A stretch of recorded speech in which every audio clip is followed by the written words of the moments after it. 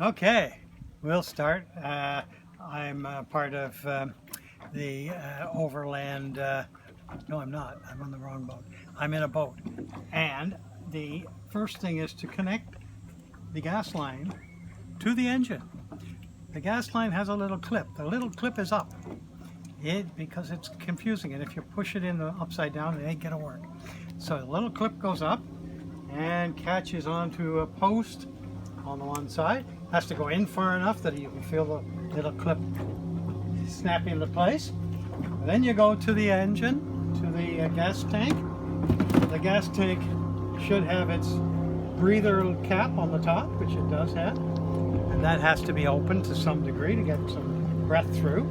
And then you have to punch this. You have to have it feeding the right way too. You'll notice on the ball there is an arrow which points towards the engine. So you squeeze that, and it doesn't really matter how many times you squeeze it. The more the merrier, really. Okay? That's it.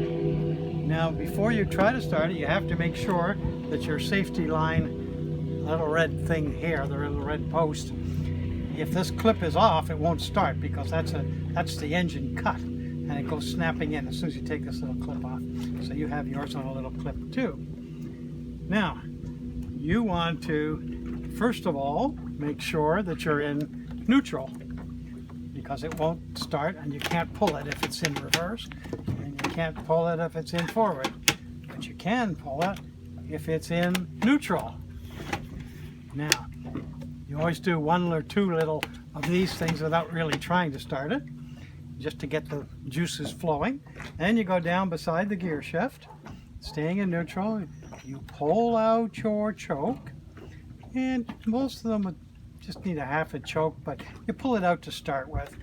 You get it on the throttle, you take it right over to a start position, which is right over there. Give it a couple more cranks of the juice because it won't run without gas if the gas hasn't got into the engine. And you hold on to the knob and you pull. It normally takes two, and as soon as you get it going, put the choke in. The fact that it smokes isn't attractive, but it's better than not smoking at all, because that means the oil is getting into it. And the oil, if you got too much oil, it looks a little bit of a disaster, but it's not a mechanical problem with that.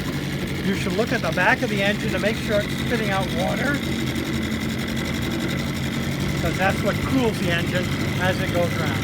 Just needs a little water going through it, it's going to keep it cool. You'll see when you throttle down that it stops using so much oil, and when you get flying, it'll also stop. Why are you looking at me? Oh, I see, okay. All right. So there you go. That's how you start a 6 horsepower Johnson 1992. And if it doesn't work, don't worry, it's under warranty.